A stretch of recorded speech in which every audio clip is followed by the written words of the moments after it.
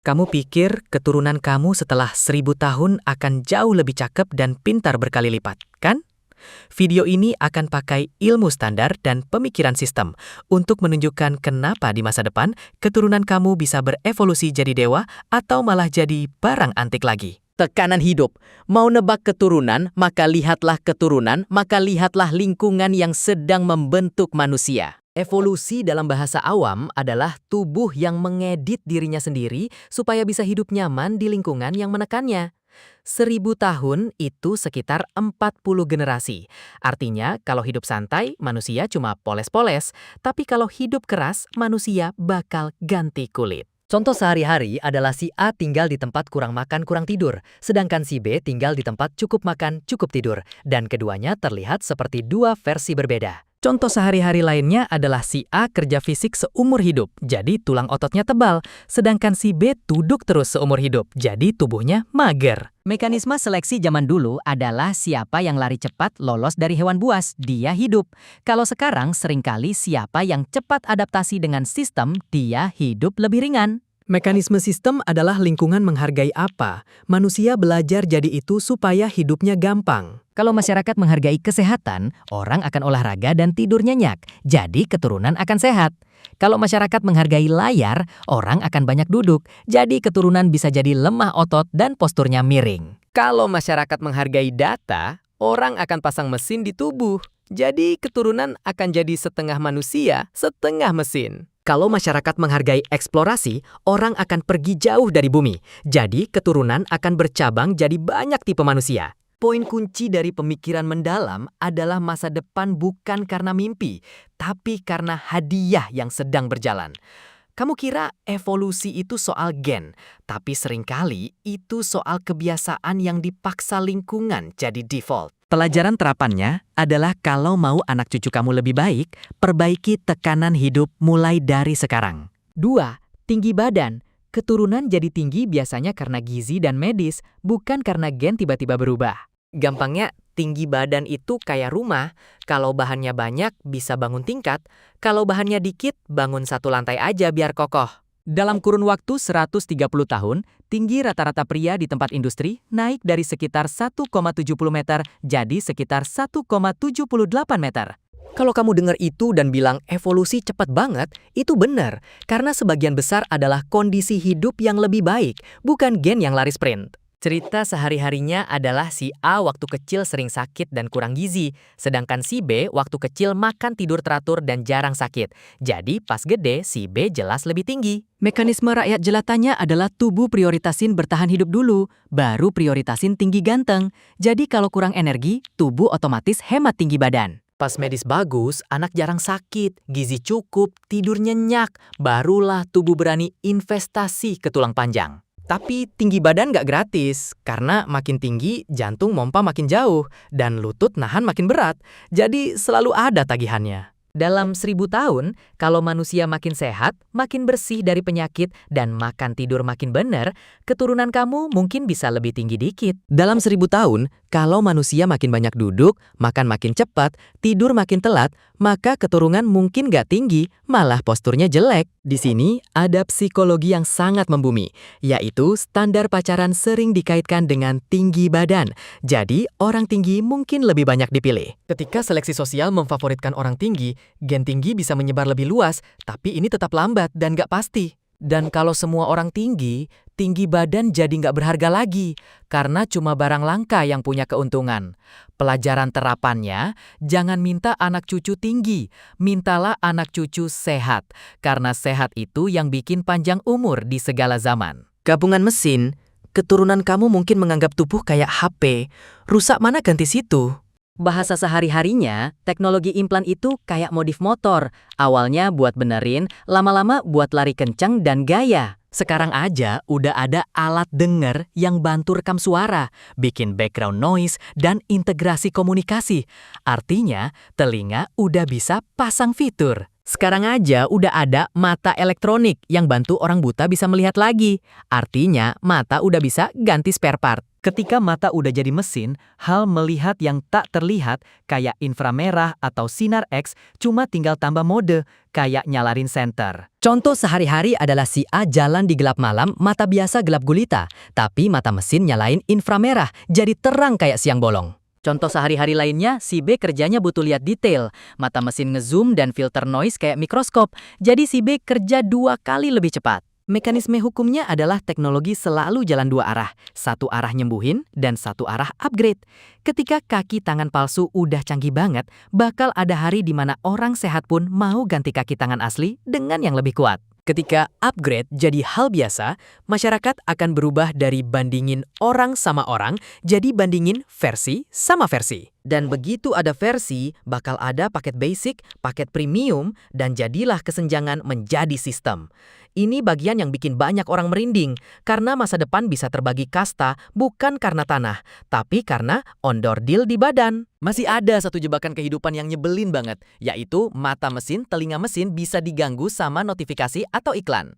Bayangkan iklan 30 detik muncul pas di pandangan mata waktu kamu lagi nyetir, dan kamu nggak punya tombol skip.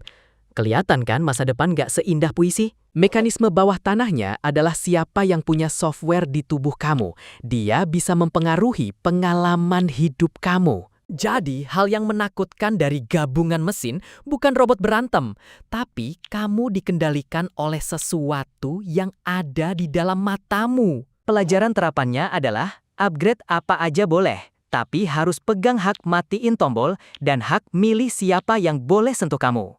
Pertahanan. Keturunan kamu mungkin punya gen anti penyakit, atau bisa edit gen sendiri kayak edit aplikasi. Bahasa awamnya, DNA itu buku resep masakan tubuh. Salah satu huruf bisa bikin masakan gagal seumur hidup. Pernah ada pengamatan medis tentang sekelompok anak kena HIV tapi tetap sehat, karena punya mekanisme pertahanan yang bikin virus susah masuk ke tahap parah. Cerita gampangnya adalah, tubuh mereka kayak punya kunci pintu beda. Penjahat bawa kunci lama datang, ya nggak bisa buka. Mekanisme evolusi di sini sangat jujur. Siapa yang punya pertahanan bagus, dia hidup lebih lama dan punya peluang wariskan ciri itu. Tapi manusia nggak cuma nunggu alam, karena udah ada alat edit gen kayak CRISPR buat potong tempel potongan DNA. Bahasa sehari-harinya, CRISPR itu kayak gunting dan selotip. Potong yang error, tempel yang benar. Kedengarannya simple, tapi efeknya benerin satu masa hidup manusia. Kalau edit gen bantu imun bagus, kita kurangi penyakit, tambah umur, dan masyarakat berubah total. Kalau edit gen bantu perlambat penuaan, kita perpanjang masa muda, dan konsep tua bakal ditulis ulang. Tapi pertanyaan sistemnya adalah siapa yang boleh diedit duluan, siapa yang nggak boleh, dan siapa yang mendefinisikan apa itu baik. Contoh sehari-hari adalah semua orang tua pasti mau anaknya sehat dan pintar. Jadi kalau ada tombolnya, banyak orang bakal pencet tanpa mikir panjang. Ketika semua orang pencet upgrade, yang normal jadi hilang, dan orang yang gak upgrade jadi orang tertinggal. Kedengarannya kayak film, tapi logikanya sangat nyata. Dan ketika standar udah jalan, dia jalan tanpa rem, karena persaingan sosial nggak kenal kasihan. Dalam 1000 tahun, keturunan kamu mungkin jauh lebih jarang sakit, tapi juga bisa hidup dalam tekanan harus sempurna. Ini poin di mana pemikiran mendalam harus ingetin kamu bahwa teknologi sering lari lebih cepat dari etika, sedangkan etika sering lari di belakang setelah ada masalah. Pelajaran terapannya adalah, kalau benerin gen, benerinlah disertai tanggung jawab. Karena salah benerin itu salah satu generasi anak cucu. 5. Kalau manusia pergi jauh, keturunan kamu mungkin punya mata beda dan bentuk tubuh beda. Bahasa awamnya, pindah planet itu kayak pindah dari rumah tapak ke apartemen. Gaya hidup berubah, maka tubuh juga berubah. Mars dapat cahaya lebih sedikit dari bumi sekitar 66%. Jadi hipotesisnya, orang yang lama tinggal di sana mungkin punya pupil lebih besar buat nyerap cahaya. Mars punya gravitasi sekitar 38% dibanding bumi. Jadi, orang yang lahir di sana mungkin lebih tinggi karena tarikannya lebih lemah. Cerita ilustrasinya adalah si A lahir di tempat gravitasi rendah. Pas gede, tangan kakinya lebih panjang, badannya lebih tinggi, kelihatan kayak versi yang ditarik. Tapi si B nanya pertanyaan yang sangat hidup. Si A kalau balik ke bumi kuat nggak ngangkat galon air? Mekanisme operasionalnya adalah otot dan tulang butuh beban buat bertahan. Beban dikit, maka tubuh bisa melemah kalau nggak dilatih. Jadi, gravitasi rendah itu anugerah buat tinggi badan, sekaligus jebakan buat kekuatan. Ada hipotesis bilang di lingkungan ringan, tulang belakang bisa renggang beberapa inci karena bantalan mekar. Kedengarannya asik, tapi masuk akal secara mekanika. Kalau manusia hidup lama di luar bumi, keturunan kamu bisa pecah jadi satu cabang yang biasa hidup ringan dan satu cabang yang biasa hidup berat. Saat itu bakal ada gesekan, kayak orang tempat ringan lihat orang tempat berat kayak kuli. Sedangkan orang tempat berat lihat orang tempat ringan kayak rapuh. Ini bukan soal siapa lebih hebat, ini soal lingkungan yang sedang mencetak beda-beda.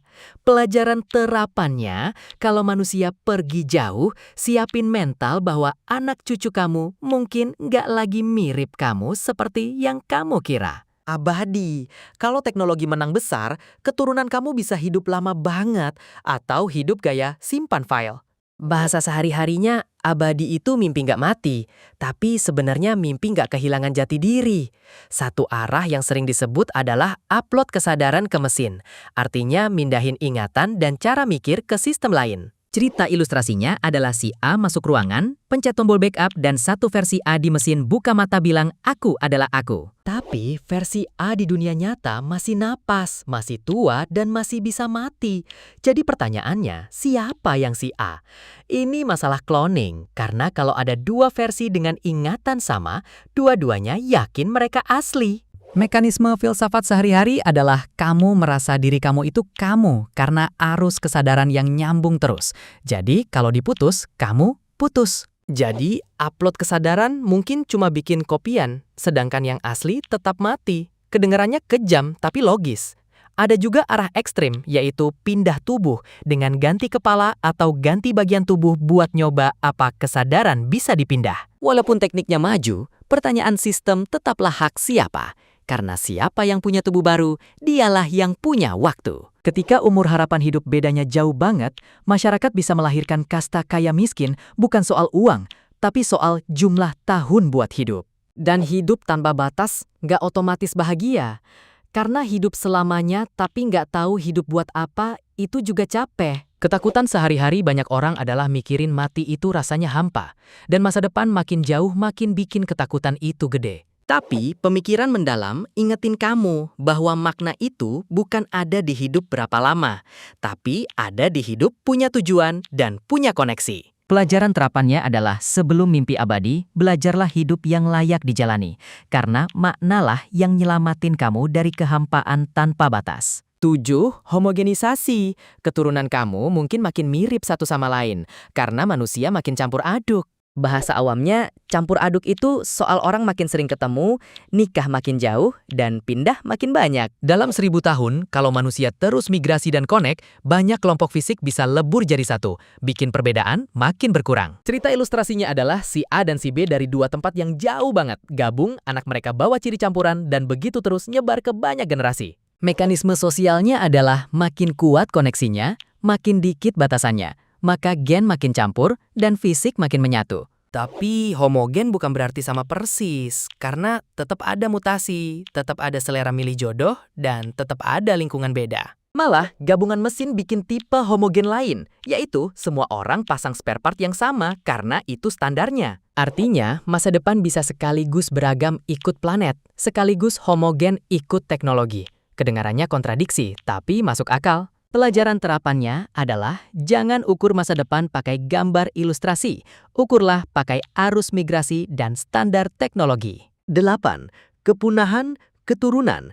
Kamu ada atau enggak tergantung kemampuan hindarin saklar mati.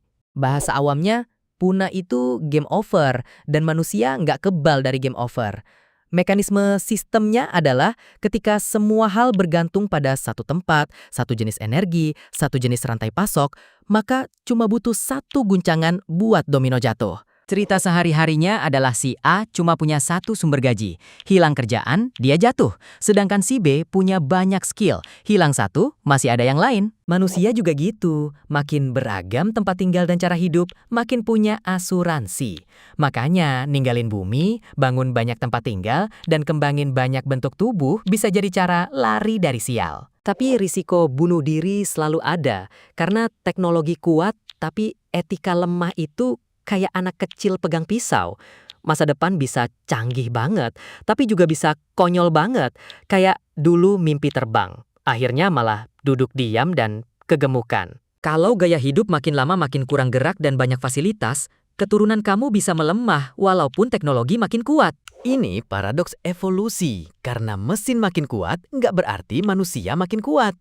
Pelajaran terapannya adalah, kalau mau anak cucu eksis, bangunlah peradaban yang tahu diri, tahu benerin salah, dan tahu lihat jangka panjang. Kesimpulan, sekarang kamu bisa bayangin keturunan kamu setelah 1000 tahun lewat 3 cabang jelas.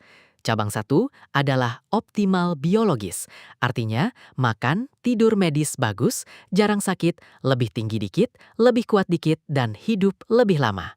Cabang 2 adalah gabungan mesin, artinya telinga, mata, tangan, kaki di-upgrade. Bisa lihat yang tak terlihat, kerja lebih kuat, tapi harus waspada hak kendali. Cabang 3 adalah pecah cabang semesta. Artinya, ada kelompok hidup di tempat cahaya dikit, gravitasi rendah, bentuk beda, kekuatan beda, dan budaya beda. Dan landasan umum semua cabang tetaplah sistem. Karena sistem kasih hadiah apa, maka manusia jadi itu.